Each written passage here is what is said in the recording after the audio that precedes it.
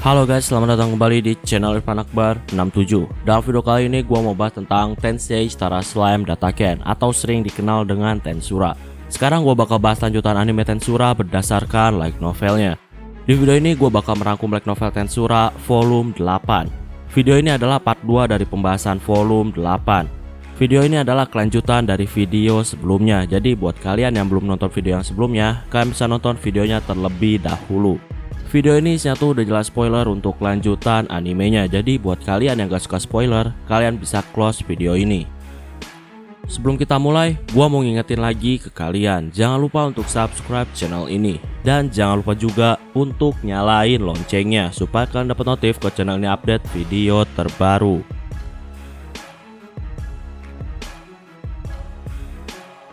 Di negara Brumun, saat ini Mayor Mel sedang bertemu dengan salah satu bangsawan.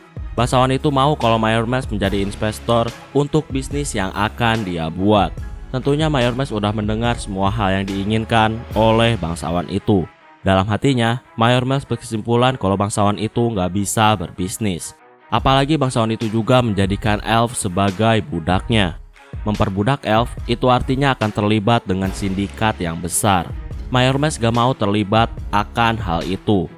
Mayor Mel masih berpikir cara untuk menolak secara halus tawaran dari bangsawan itu.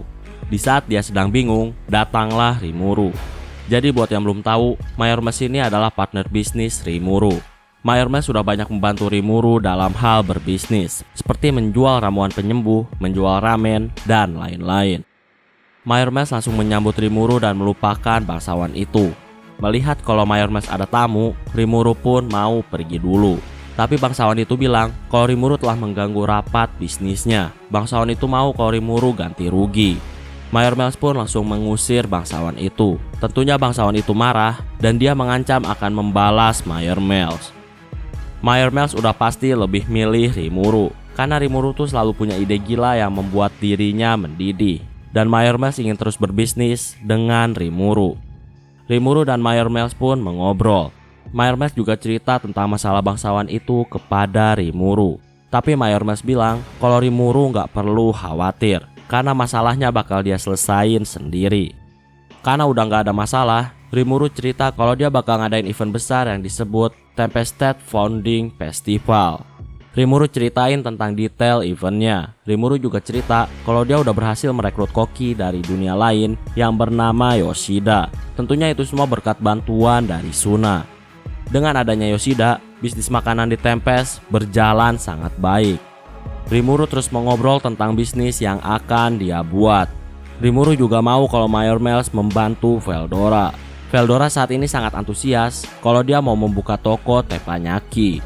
Mayor Mel nyaranin untuk membuat nama palsu bagi Veldora. Tujuannya supaya bisnisnya berjalan dengan lancar.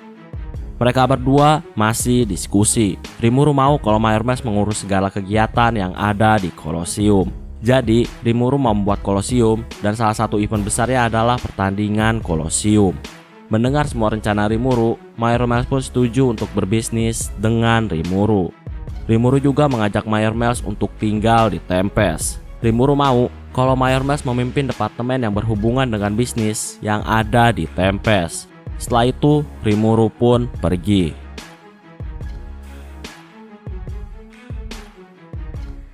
Setelah Rimuru pergi, Mayor Mel mengobrol dengan para bawahannya. Mayor Mel jelasin kalau dia bakal pergi ke Tempest. Dan Mayor Mel pun menyerahkan bisnisnya yang sekarang kepada bawahannya. Mayor Mel mau fokus untuk mengembangkan bisnis bersama Rimuru. Di sisi lain, Rimuru berharap kalau Mayor Mel mampu mengelola departemen yang berhubungan dengan bisnis yang ada di Tempest. Di Tempest, gak ada orang yang ahli dalam hal berbisnis. Makanya, Rimuru tuh milih Mayor Mel untuk mengurusi segala hal yang berhubungan dengan bisnis. Oh ya, desain Kolosium yang ada di Tempest dibuat berdasarkan ingatan Rimuru tentang Kolosium di zaman Romawi kuno. Tentunya dengan bawahan dan bantuan dari Raphael, proses pembangunan Kolosium berdasarkan ingatan Rimuru, pasti hal itu akan segera terrealisasikan. Sekarang Rimuru mutusin untuk bertemu dengan Fuse. Rimuru mau kalau Mayor Mel tuh gak diganggu lagi sama bangsawan yang aneh. Selain itu, Rimuru juga udah menyuruh pasukan bayangan miliknya untuk melindungi Mayor Mel. Rimuru dan Fuse pun akhirnya bertemu. Untuk basa-basi, Rimuru ceritain tentang kejadian melawan Gereja Barat. Setelah banyak mengobrol, Rimuru pun ngasih amplop undangan event besar. Fuse dan Raja Brumon diundang untuk pergi ke acara event besar. Fuse juga cerita bahwa Yuki mencoba bernegosiasi dengan Gereja Barat. Yuki berusaha keras supaya Gereja Barat gak menyerang Tempest. Mendengar kalau Yuki peduli dengan Tempest, Rimuru mau ngasih undangan event kepada Yuki. Tapi Fuse bilang bahwa Yuki saat ini tuh sangat sibuk. Jadi kemungkinan besar Yuki gak bakal bisa datang. Rimuru tetap mau kalau Yuki datang ke eventnya. Rimuru nyuruh Fuse untuk ngasih undangan ke Yuki. Rimuru juga bilang kalau di event itu bakal ada Milim. Fuse jelas terkejut. Tapi ketika dia mau minta penjelasan dari Rimuru, Rimuru pun udah pergi pakai teleport. Ketika Rimuru berteleport, dia disambut oleh bawahannya yang bernama Gobuemon. Jadi Gobuemon dan yang lainnya dikasih tugas sama Rimuru untuk melindungi Mayor Mels. Tentunya Rimuru juga nyuruh Gobuemon untuk mempelajari banyak hal dari Mayor Mels. Rimuru juga ngasih salah satu pedang miliknya kepada Gobuemon. Rimuru berharap kalau Gobuemon menjadi semakin kuat. Rimuru sengaja ngasih hadiah, tujuannya supaya Gobuemon melakukan tugasnya dengan baik. Setelah itu Gobuemon pun pergi. Di suatu tempat, tepatnya di tempat Ramirez, di sana Ramirez sedang membuat keributan dengan para bawahannya. Ramirez bilang kalau dia mau mindahin labirin miliknya. Ramirez mau pindah ke daerah Tempest. Beretta ingetin kalau Rimuru tuh menolak rencana Ramirez. Ramirez bilang kalau dia bakal memohon langsung ke Rimuru. Ramirez yakin kalau kali ini Rimuru pasti akan setuju. Alasannya karena Ramirez sangat imut.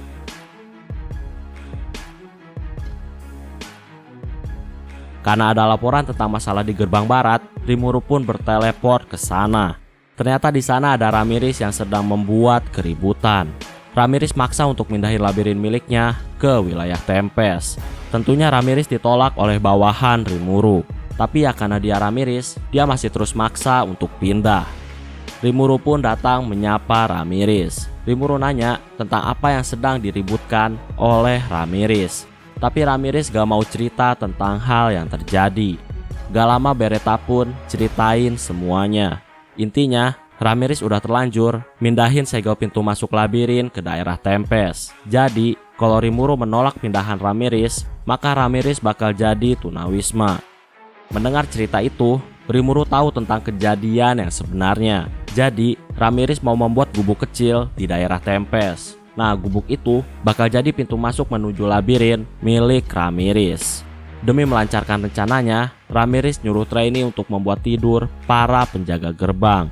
Tapi ketika proses pembangunan gubuk, ternyata datang bawahan Rimuru yang lainnya. Dan mereka memergoki Ramirez sedang membuat bangunan ilegal di wilayah Tempest. Dan setelah itu terjadilah keributan. Tentunya Ramirez langsung membantahnya. Sayangnya Ramirez adalah pembohong yang buruk.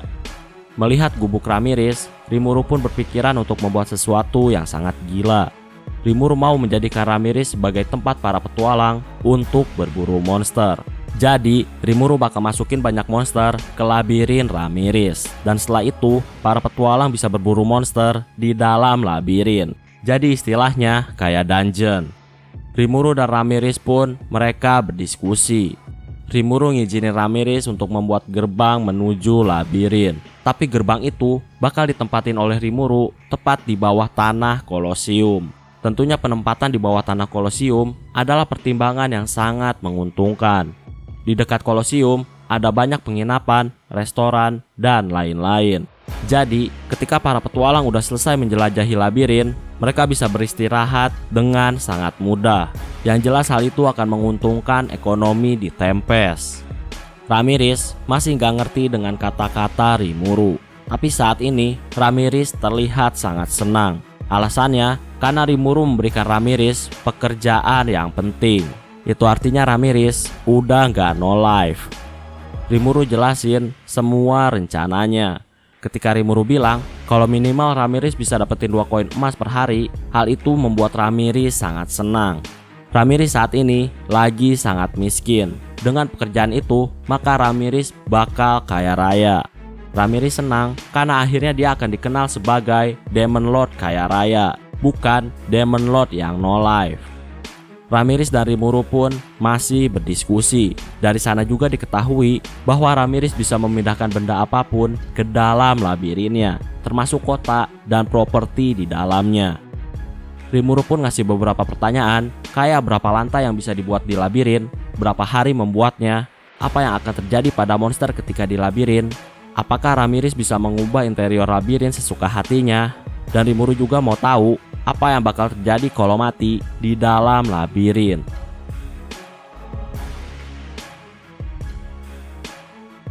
Ramirez menjawab pertanyaan Rimuru. Ramirez bilang kalau dia bisa menciptakan labirin sampai 100 lantai. Butuh waktu 1 jam untuk membuat 1 lantai. Sedangkan untuk monster, Ramirez bisa menampung monster apapun di dalam labirin. Bahkan, kalau banyak suplai energi sihir, maka monster di dalamnya bisa bertambah dengan sendirinya.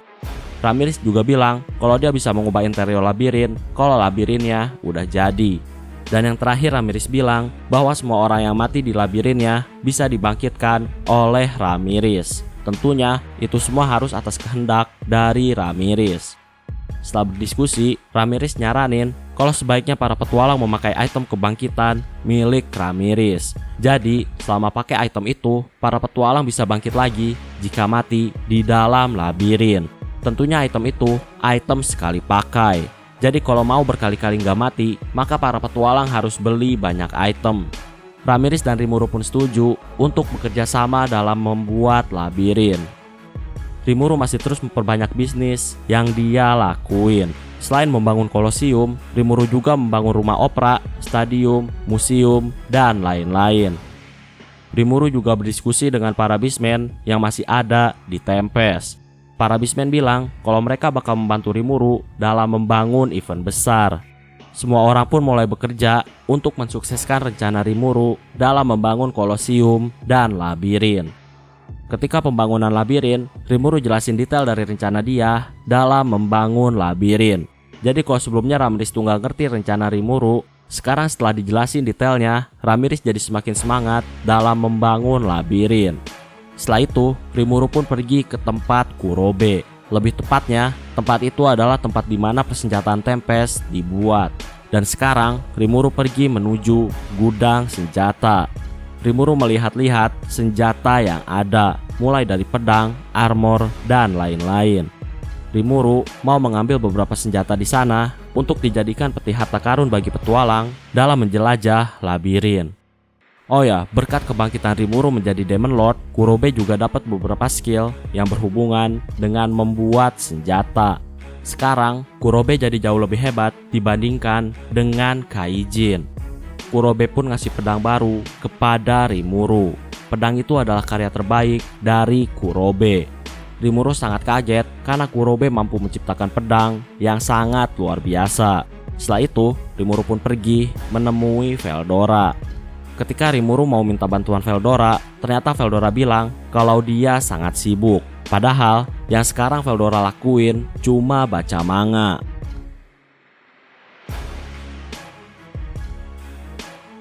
Karena Veldora bilang kalau dia lagi sibuk, maka Rimuru pun memancing dengan bilang kalau dia mau membuat rumah khusus untuk Veldora. Dan Rimuru pun pura-pura untuk pergi.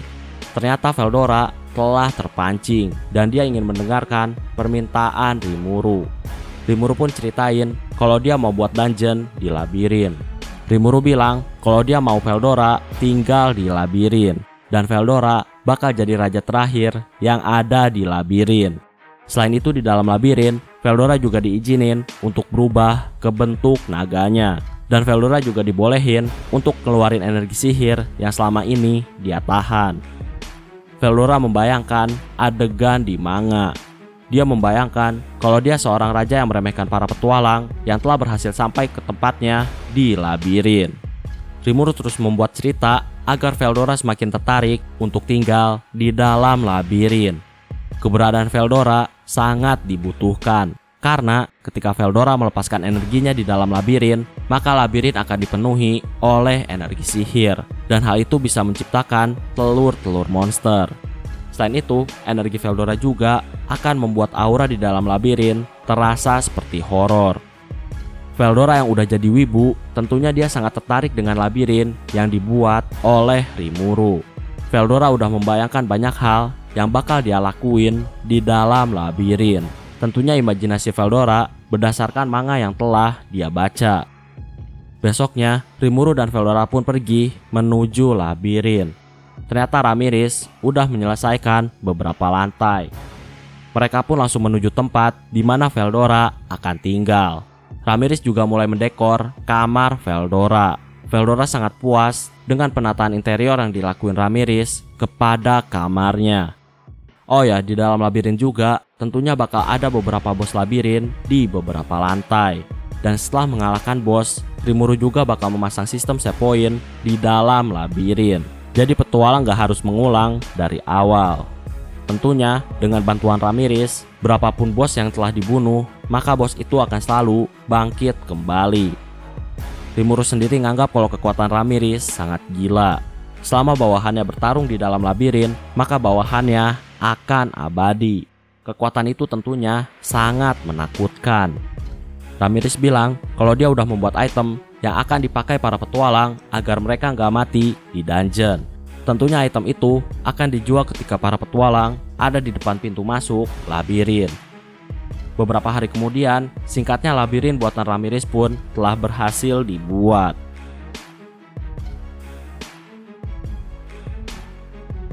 Karena labirin udah jadi dibuat, maka Rimuru pun menyuruh Veldora untuk mengeluarkan energi sihir miliknya. Veldora udah nggak perlu menahan energinya. Ketika Veldora melakukannya, keluarlah gelombang kejut yang sangat dahsyat. Rimuru pun pakai pertahanan absolut miliknya. Tentunya dia juga melindungi Ramirez.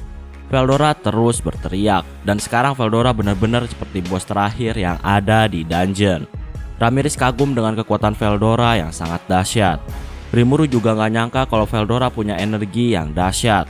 Tapi karena Rimuru adalah pembisnis, Rimuru pun mikirin cara agar energi Veldora yang keluar bisa terpakai secara efektif. Rimuru pun nyuruh Ramirez untuk membuat gudang di dekat kamar Veldora. Rimuru mau menyimpan biji besi di gudang itu. Dengan energi Veldora yang dahsyat, biji besi itu bisa berubah jadi magic steel yang harganya sama dengan emas. Rimuru juga yakin kalau sebentar lagi bakal muncul monster-monster di dalam labirin.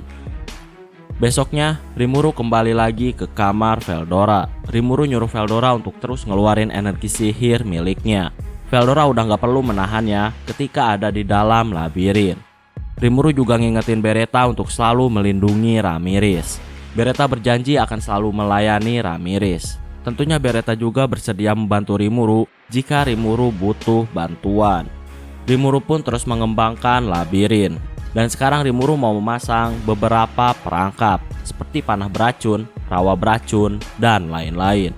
Intinya banyak banget jebakannya. Kalau mau lihat detailnya, kalian bisa lihat di dalam video.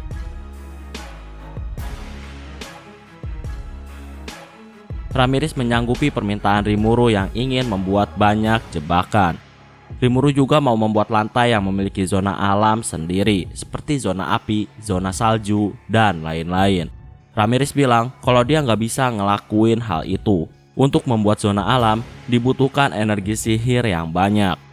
Di saat Rimuru mau menyerah, tiba-tiba datang orang yang menyarankan Rimuru untuk menangkap naga yang berhubungan dengan alam, seperti naga api, naga es, dan lain-lain. Tentunya itu bertujuan untuk membuat zona alam di dalam labirin. Ternyata orang yang menyarankan menangkap naga adalah Milim. Rimuru terkejut karena ada Milim. Milim bilang kalau dia punya firasat bahwa Rimuru akan melakukan sesuatu yang sangat menarik. Makanya Milim pun datang.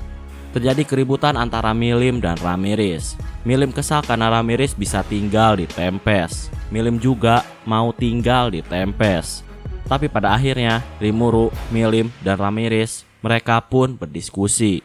Rimuru mau kalau Milim ikut membantunya. Tentunya Rimuru tertarik dengan ide Milim untuk menangkap True Dragon. Milim jelasin bahwa yang akan ditangkap hanyalah naga biasa, bukan True Dragon. Milim bilang bahwa naga biasa dan True Dragon sangat jauh berbeda.